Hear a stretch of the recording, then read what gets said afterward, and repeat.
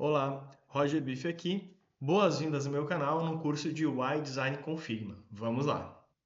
Hoje, na parte 2 da aula 3 sobre acessibilidade, vamos continuar vendo aqui esses princípios de acessibilidade. O próximo ponto aqui seria tamanho de toque. Então, em interface touchscreen, é importante fornecer alvos grandes. Então, alvo seria essa área toda vermelha aqui, que seja suficiente para que os usuários possam ter interação, especialmente para usuários com destreza limitada. As áreas de toque são as partes da tela que correspondem à entrada do usuário, estendendo-se nos limites visuais de um elemento. Ou seja, nós temos aqui, neste exemplo, um ícone, então ele se estende ao elemento visual.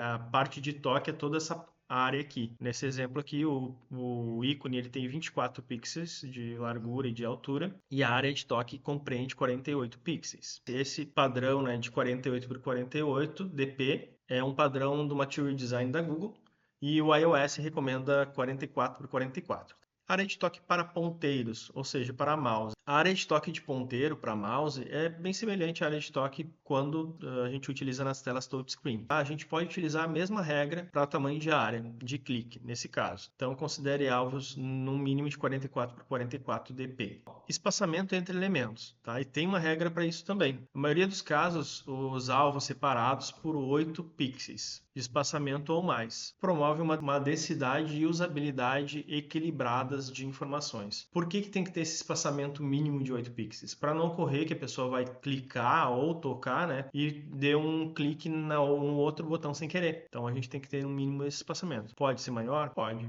sem problema nenhum. E quando a gente agora entrando na questão de destros e canhotos. Embora a porcentagem varie em todo mundo, em média 87% das pessoas são destros, 12% são canhotas e menos de 1% são ambidestros, pessoas que conseguem utilizar as duas mãos. Então, quando a gente for projetar, é interessante levar isso em consideração que a grande parte da população é destra, mas também não esquecer que a gente tem ali os canhotos e ambidestros. Diferentes tamanhos de dedos. Então, como os nossos dedos são tridimensionais, flexíveis ou moles, a área de contato varia de acordo com a pressão e o ângulo. Tem um exemplo nessa imagem onde a pessoa está pressionando mais o dedo numa superfície, a área de toque é maior, se pressionar menos ou dependendo da inclinação do dedo, pega uma área menor. Olhando para o tamanho da área de toque de forma diferente, tem uma ISO sobre isso, a 9241-9, recomenda um tamanho de botão igual à largura da articulação distal do dedo indicador de um homem de percentil 95, que é cerca de 22 milímetros. Olha que loucura, né? A gente não vai entrar nesse detalhe, mas existe uma ISO e as ISOs são sempre técnicas. Mas muitas pessoas tocam as telas dos dispositivos móveis com os polegares, por isso recomendado,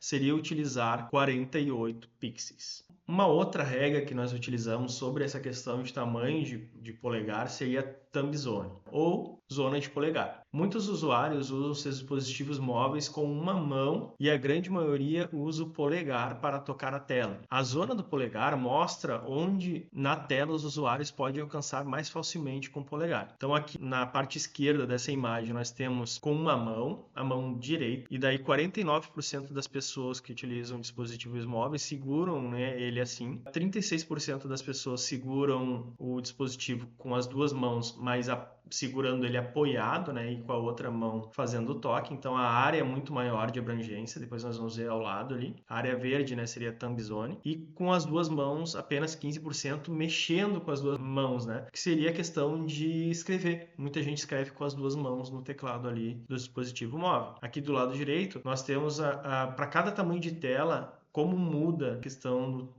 da zona de toque de polegar. Tá? Então aqui a parte verde seria movimento natural, a parte amarelo, laranjada, que seria que ele está se esforçando, está se esticando, stretch, e a parte vermelha aqui, mais forte, seria over, seria a parte fora. Ele tem que mover a mão, segurar talvez com uma mão para poder tocar naquela parte. Por isso é bem interessante. Grande maioria das navegações, a gente costuma colocar o botão de voltar bem aqui na parte superior esquerda da tela. Isso acaba dificultando a navegação, tá? Vai avançar num botão que muitas vezes fica na parte inferior, que é na parte confortável, mas para voltar seria na parte de cima. São coisas que é interessante a gente tem em mente quando leva a questão de usabilidade e experiência do usuário também. Próximo ponto aqui seria a questão do conteúdo flexível. Quando a gente fala sobre conteúdo flexível, é permitir que o usuário se ajuste dinamicamente a diferentes tamanhos de tela e dispositivos, melhorando a experiência para usuários com limitações visuais, por exemplo, que é poder aumentar muitas vezes o ajuste dinâmico, pode ser dos elementos ou até mesmo da fonte, aumentar a fonte. E quando a gente fala nisso, a gente tem algumas abordagens aqui. Nós temos aqui pixels, que é um valor absoluto, ou seja, esse elemento ele vai ter 100 pixels de largura, então é um valor absoluto. Eu tenho rem, que é REM, que é um valor múltiplo de um valor fonte raiz, então tu define ali font size, um tamanho de fonte, por exemplo, 16, e todos os elementos eles vão ser múltiplos desse 16. Um pouquinho mais complexo eu vou estar mostrando mais adiante em outra aula. E nós temos o en também, né? Que ele é referente a outro elemento. O tamanho dele vai ser referente a outro elemento também.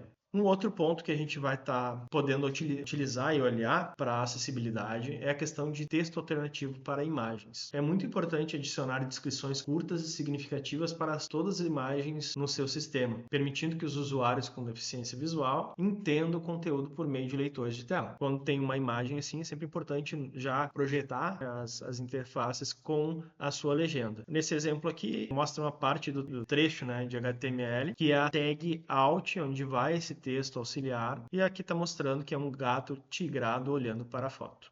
Legendas em vídeos. É importante incluir legendas em vídeos, tal qual esse que estou fazendo agora, para beneficiar os usuários surdos ou com deficiência auditiva, ou até mesmo, né, simplesmente a pessoa que naquele momento está com o vídeo no mudo, mas quer estar vendo conteúdo. Então, muitas plataformas oferecem ferramentas para adicionar legendas automaticamente, como o YouTube. E hoje em dia tem a inteligência artificial já embarcada, ferramentas como o CapCut, que tem inteligência artificial para gerar as legendas.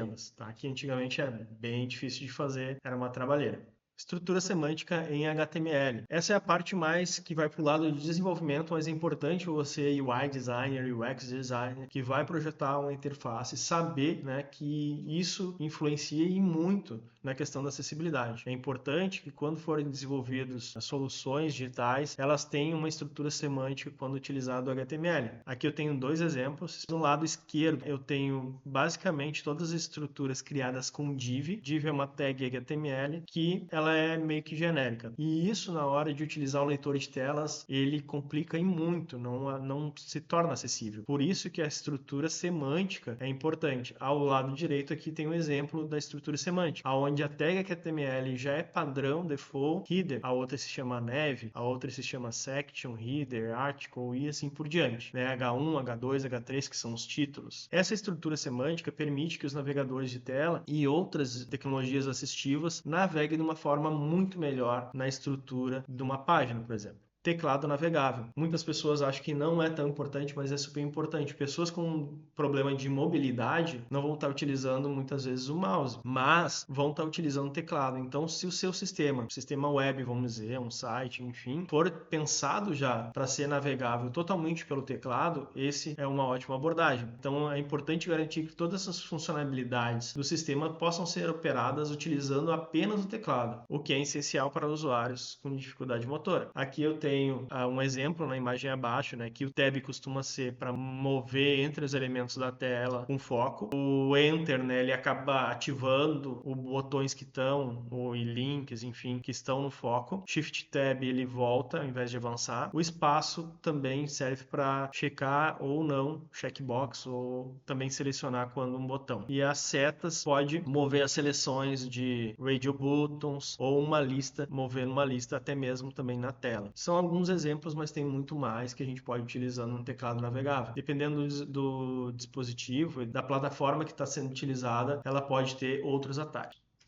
Formulários acessíveis. Quando a gente fala em formulários acessíveis, é certificar que esses formulários sejam fáceis de entender e preencher com rótulos descritivos, legendas, as labels, né, descritivos e feedback claros. Então, quando a gente fala sobre isso, aqui é um input, um campo de senha. É uma nova senha que está fazendo ali uma troca de senha, então a gente dá um exemplo aqui, nova senha.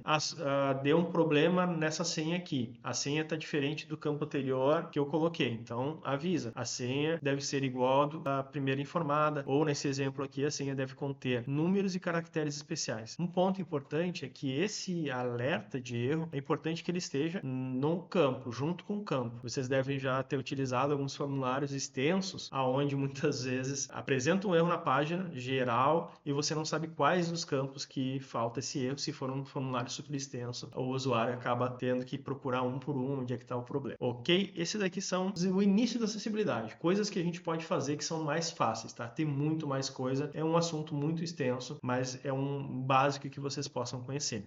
Na próxima aula, aula 4, o que a gente vai falar? A gente vai falar sobre aspecto.